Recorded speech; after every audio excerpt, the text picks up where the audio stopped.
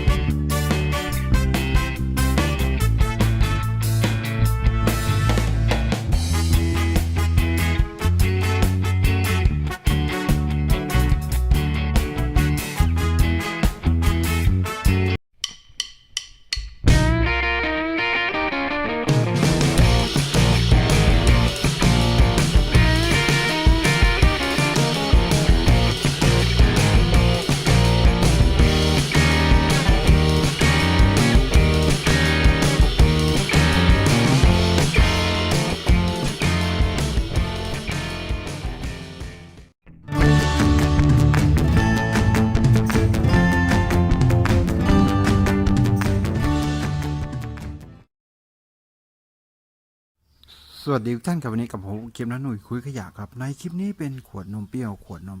100 มิลลิลิตรนะครับเป็นขวดเล็กนะครับทีนี้จะนำตัวนี้กลับมาใช้งานกันอีกครั้งครับก็เป็นขยะพลาสติกกันนะครับผมก็คือเป็นขวดเล็กนี่คือทิ้งกันได้ง่ายมากครับทีนี้จะนำมากลับมาใช้งานกันอีกครั้งครับดีกว่าทิ้งไปนะครับผมช่วยกันคนละไม้คนละมือลดปริมาณขยะของโลกเราครับโอเคครับติดตามชมนะครับจากขวดพลาสติกขวดเหลือใช้ครับผม